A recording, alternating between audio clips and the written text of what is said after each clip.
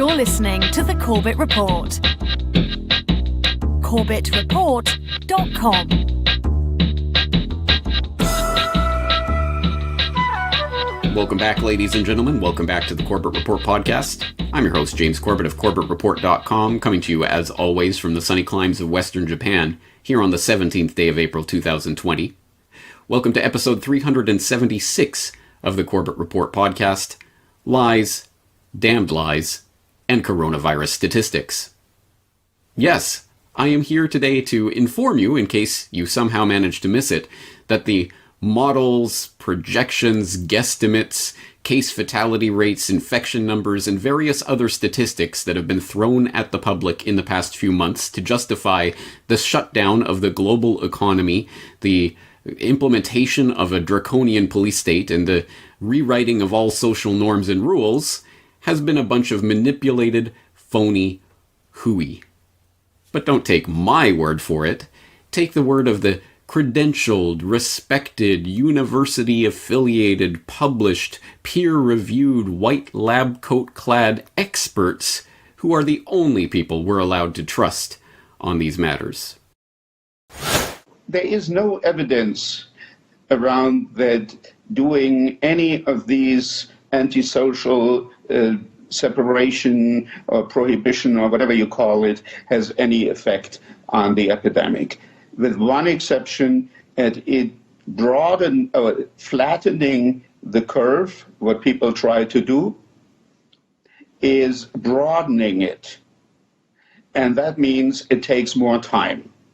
And if it takes more time, in the end, you are putting more people at risk because nobody can, for extended periods of time, follow these draconic strategies or measurements. So while looking for a specific virus, for example, the coronavirus, you can examine the total population.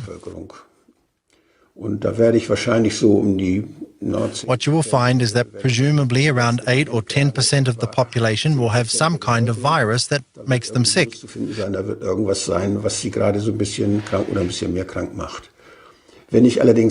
But if you examine medical practices, do your tests there to determine who is sick, then of course you would find a lot more positive cases.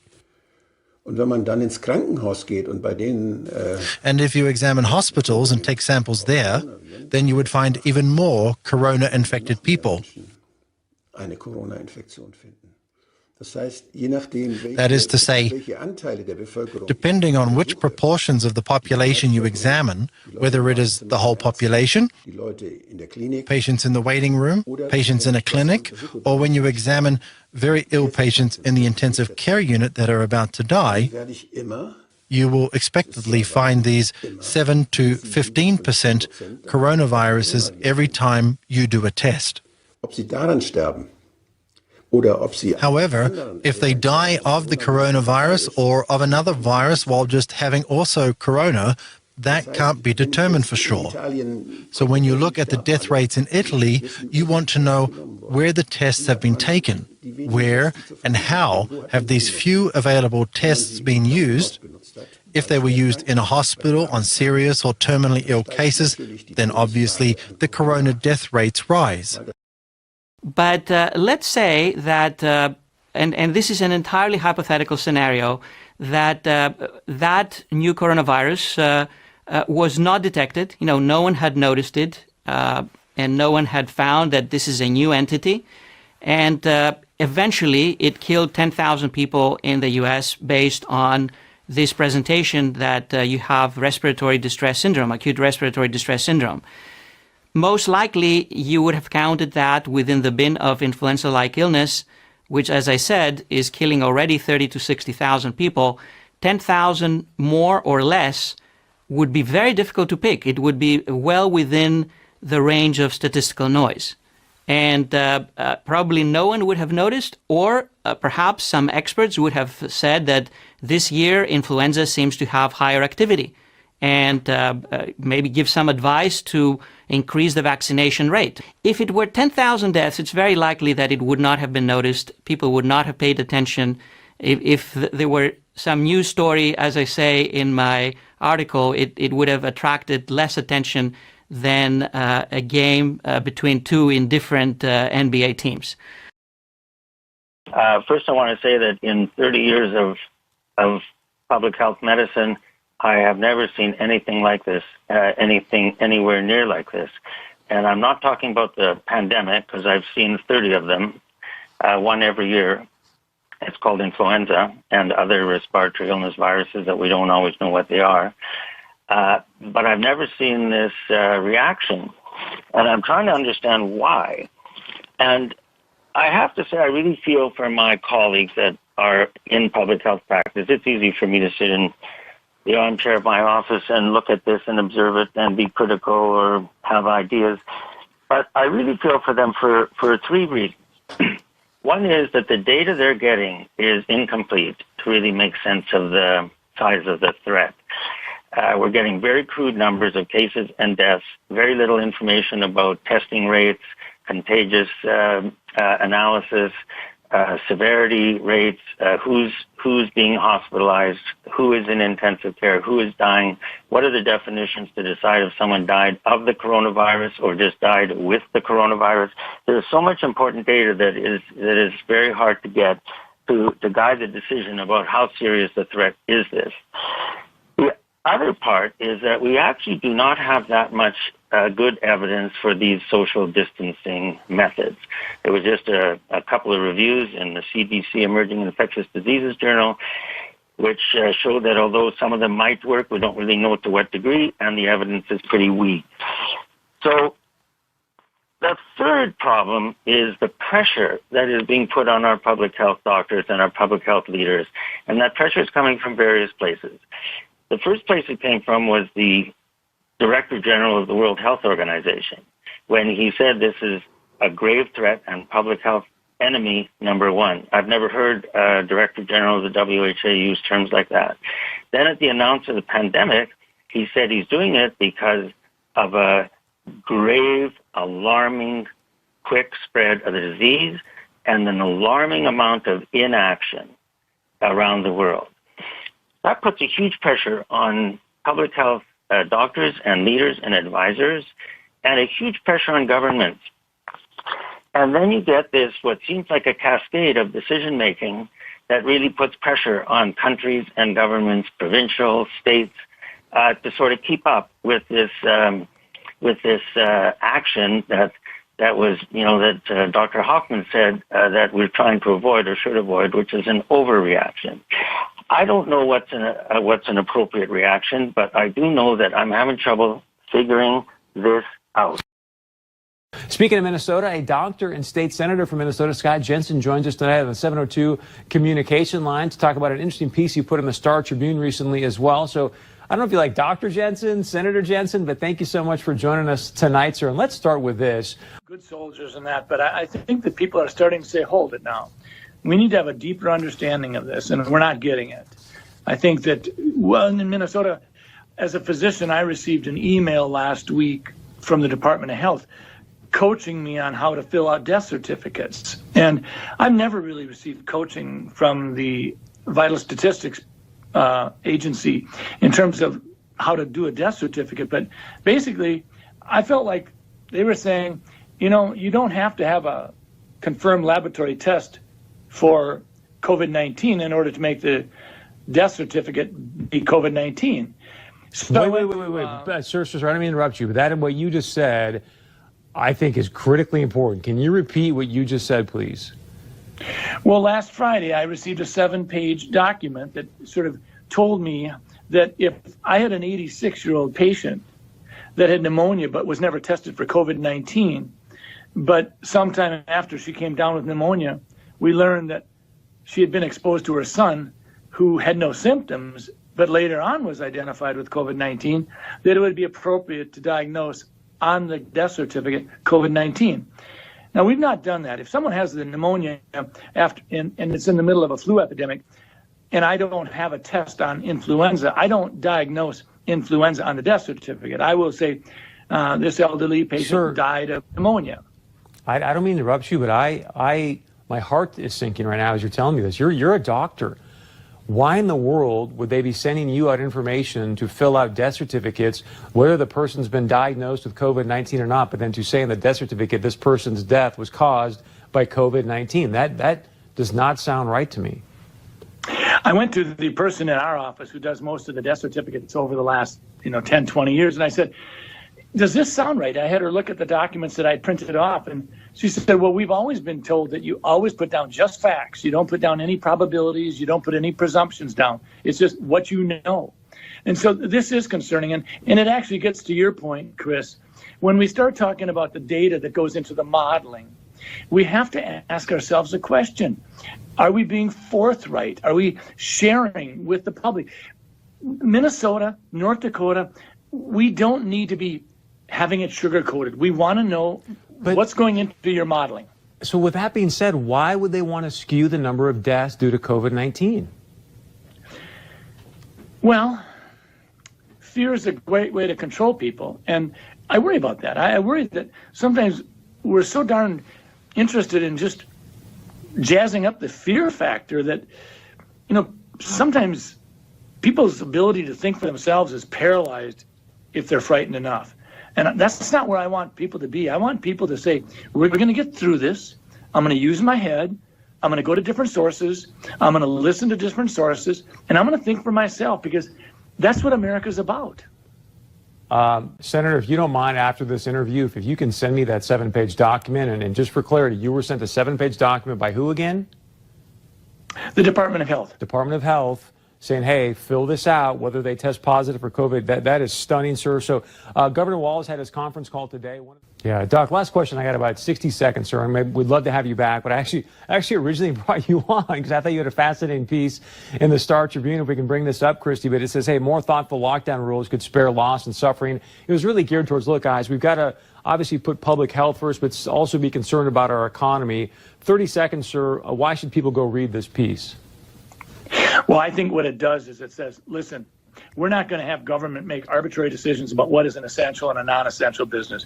We're talking about measuring what we're trying to do. We're trying to provide some separation. We're trying to provide some social distancing. And if that's the case, we need to look at what's a safe occupation and what's not. So if two people are mowing a lawn on a golf course and they're 30 yards apart, that's not an issue. If we've got lawn people and they're working in solo or two-man crews, this is not an issue. When government goes overboard, we lose our liberties and we may never get them back. So we need to be very careful. We can do it with a more laser precision rather than just whack-a-mole. Doctor and Minnesota State Senator Scott Jensen, thank you so much for the time. And boy, I think you made some major breaking news today, sir. And if you would, again, please email me that document, okay? I will do that. Thank you very much.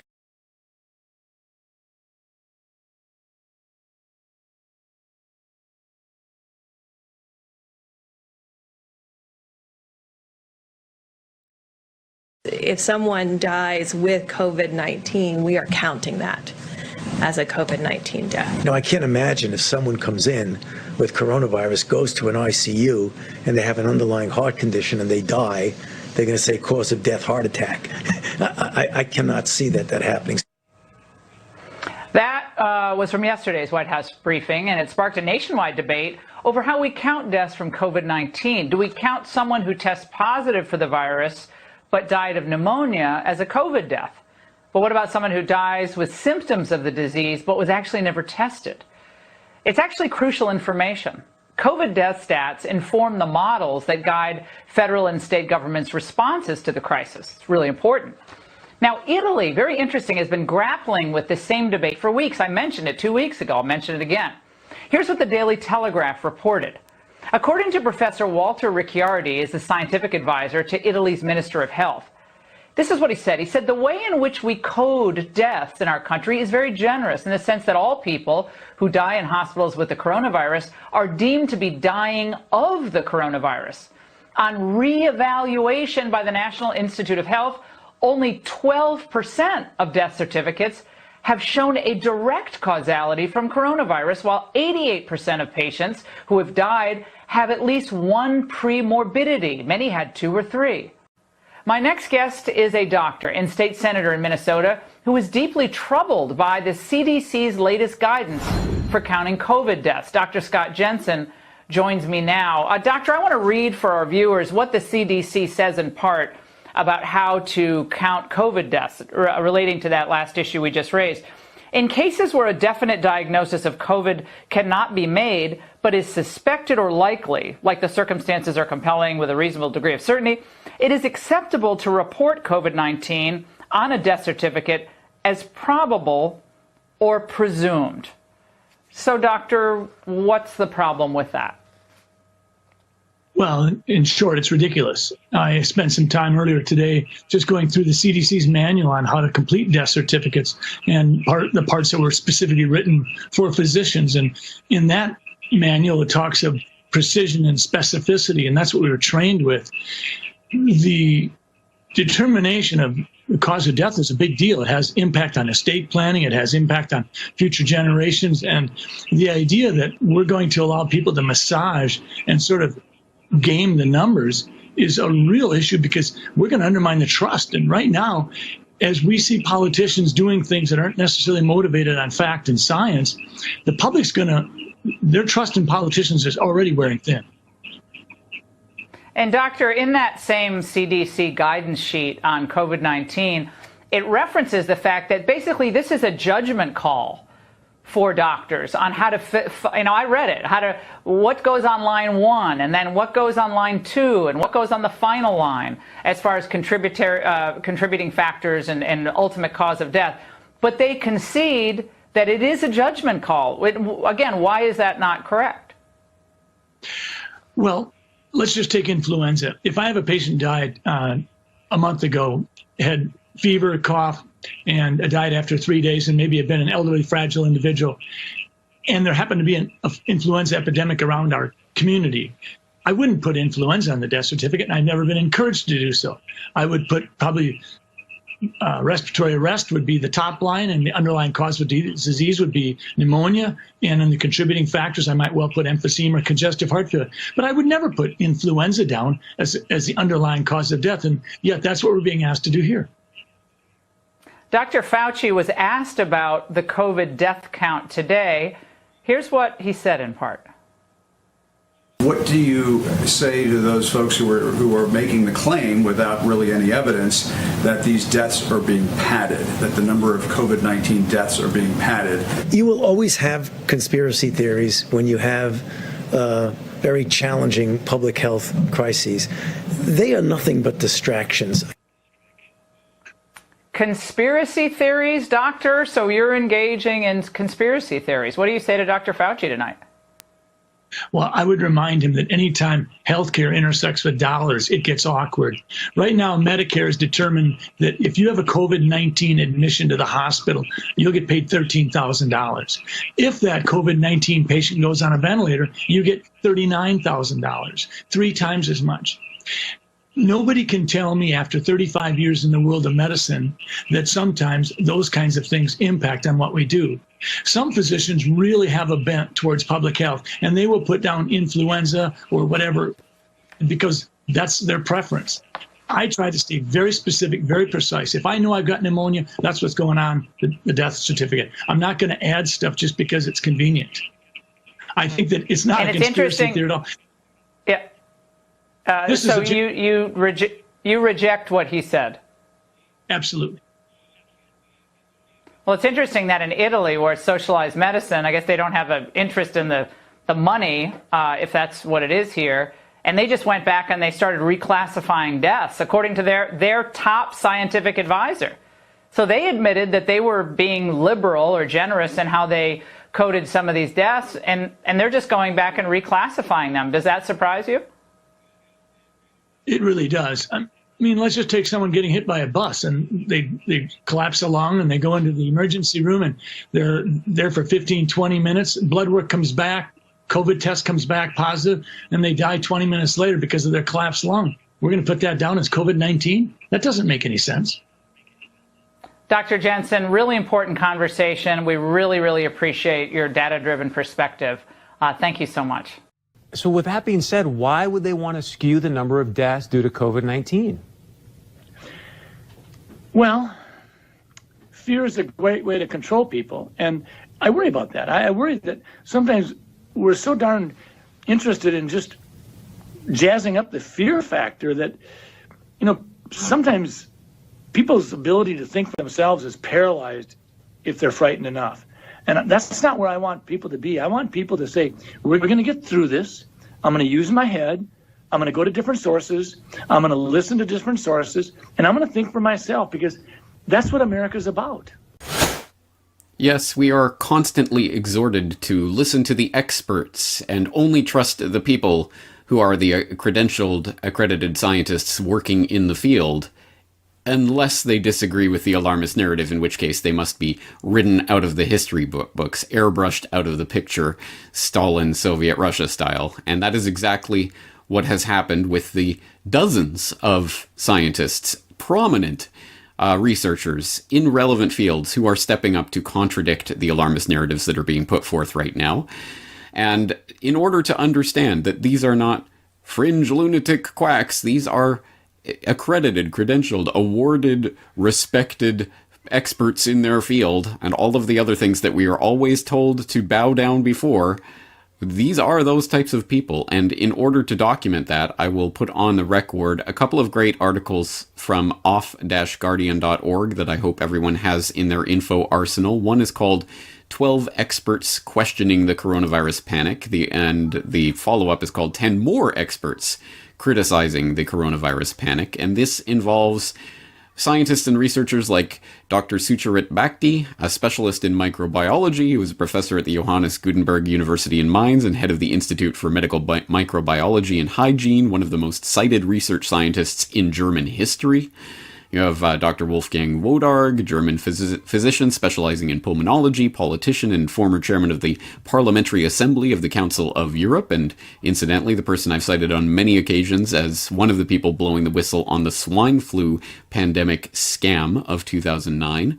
Dr. Joel Kedner, professor of community health sciences and surgery at Manitoba University, former chief public health officer for the entire province of Manitoba. Dr. John Ioannidis, who my listeners will be familiar with from the Crisis of Science, professor of medicine, of health research and policy, and of biomedical data science at Stanford.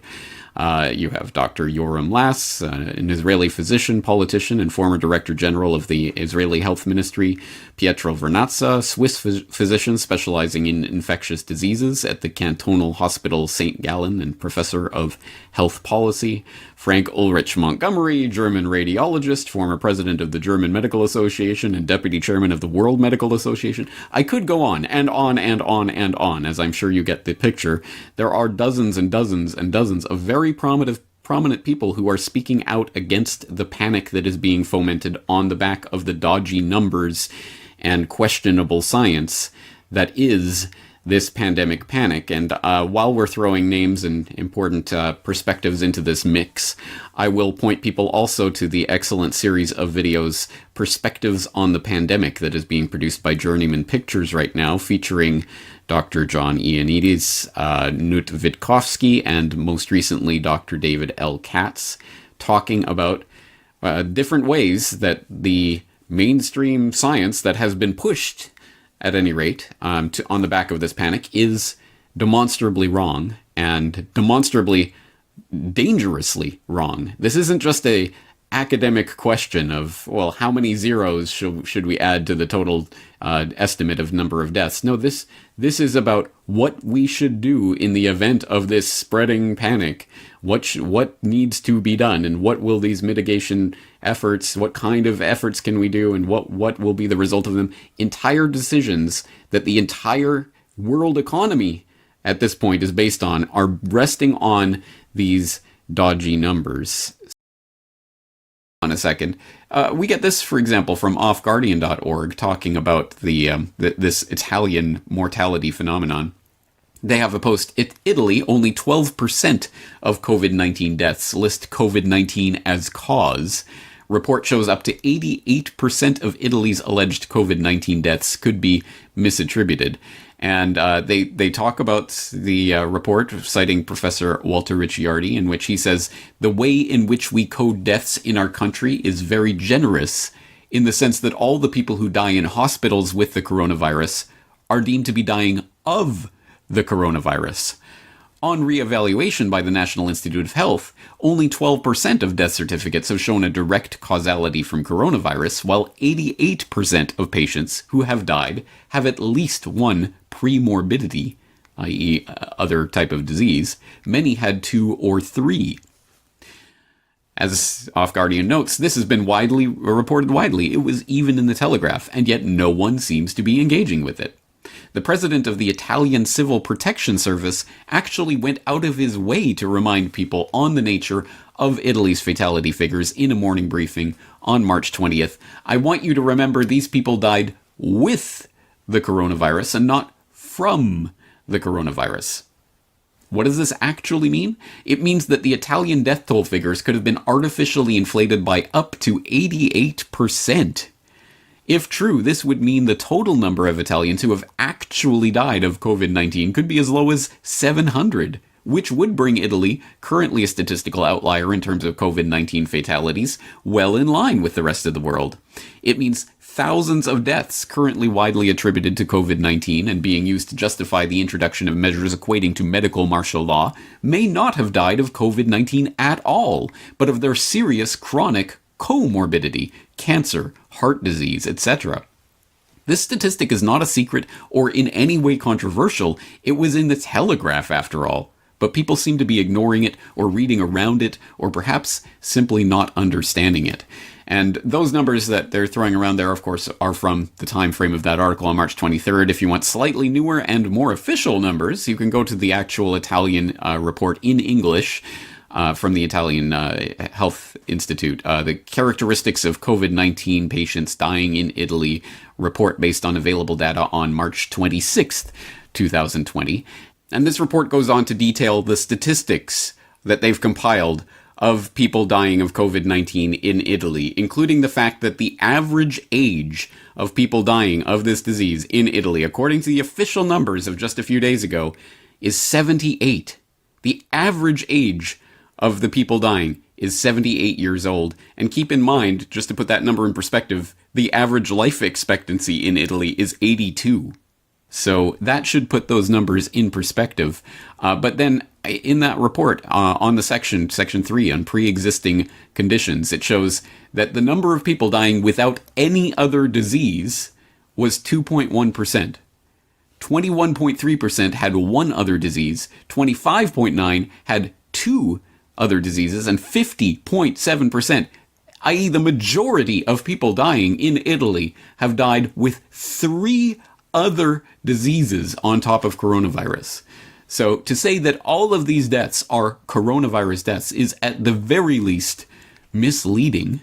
But I think it's important to come down to the bedrock question. So why is this important? Why does it really matter to have all of these numbers actually pinned down and be able to compare apples to apples and truly get a handle on what's going on right now? And I think that should be obvious as we see, as I've pointed out in this podcast, in the recent past, we are plunging into the Greatest Depression. The numbers added to the American unemployment rolls in the past 4 weeks have now topped 22 million people. It is absolutely unprecedented what is happening right now on the result of the hysteria that has been generated by these numbers. And these numbers are causing people to go into mental distress and have breakdowns and have viral videos showing the bodies piling up and other such things. It is causing insanity, and it is being used as a justification for the erection of the Corona World Order, which I also recently talked about here on the podcast. And I think a good article for getting down to that base root of what is going on and why it is important to be exposing the statistical chicanery that's taking place was published to whatsupwiththat.com in the last week by Charles Rotter. It's an article entitled Coronavirus Death Predictions Bring New Meaning to Hysteria. And in that article, Rotter goes on to write, fact is, the epidemic worldwide, far from growing exponentially, is slowing, and that was to be expected per what's called Farr's law, which dictates that all epidemics tend to rise and fall in a roughly symmetrical pattern or bell-shaped curve. AIDS, SARS, Ebola, Zika all follow that pattern. So does seasonal flu each year. COVID-19 peaks have already been reported in China, South Korea, and Singapore, but as this entire podcast goes on to say, essentially, well, can we trust any of those numbers? But anyway, importantly, Farr's law has nothing to do with human interventions, such as social distancing to flatten the curve, and indeed predates public health organizations. It occurs because communicable diseases nab the low-hanging fruit first, in this case the elderly with comorbid conditions, but then find subsequent fruit harder and harder to reach. Until more or less now, COVID-19 has been finding that fresh fruit in new countries, but it's close to running out.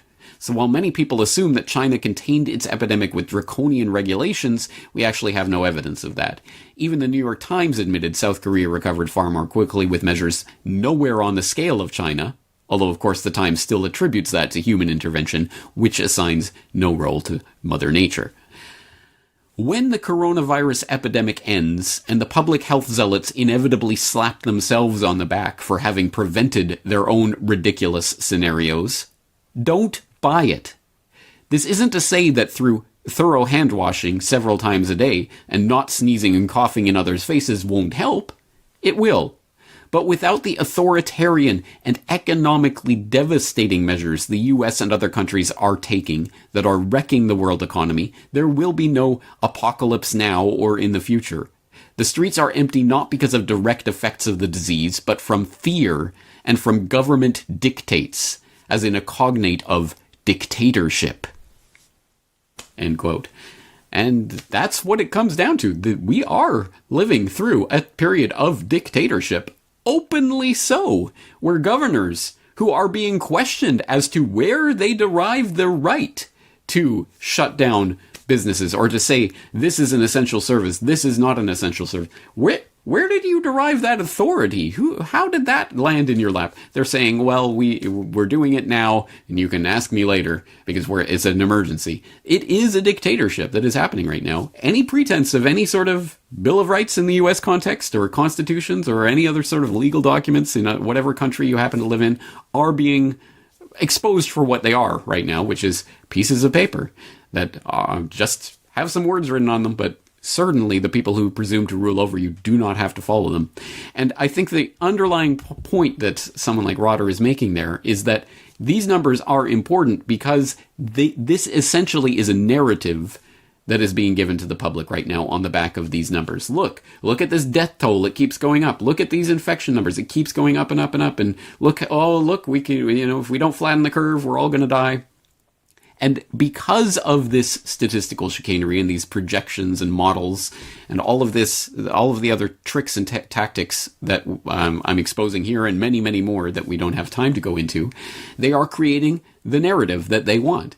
So what we're going to need to do is to lock everybody in their homes, and you will not get out until you have a vaccine or can be proven to have some sort of immunity, and you will be followed and tracked and surveilled for the rest of your life, and we will have to come in and make sure that you have the social credit score with the QR codes and the UBI and everything else that goes along with the Corona World Order in order to save you from the snake god. I mean, from COVID-19.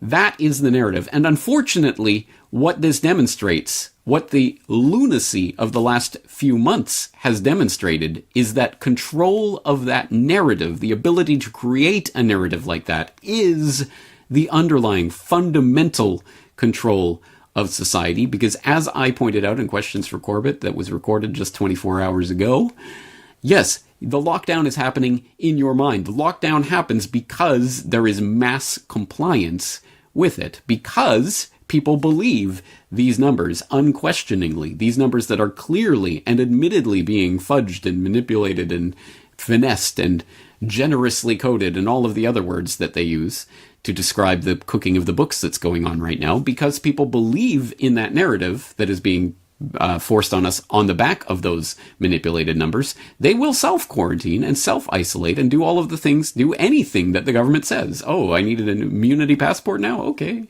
Oh, we need to get special QR code apps and that'll trace us and give us green or red scores. Oh, okay. All right. Well, I guess that's going to happen now. Oh, mandatory vaccinations? Well, look how many people are dying. I guess we have to do this.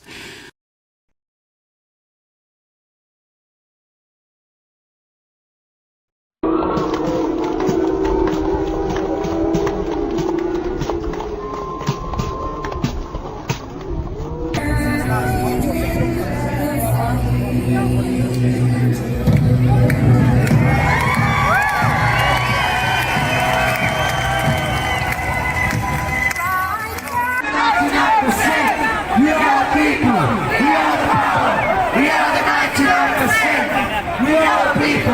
We are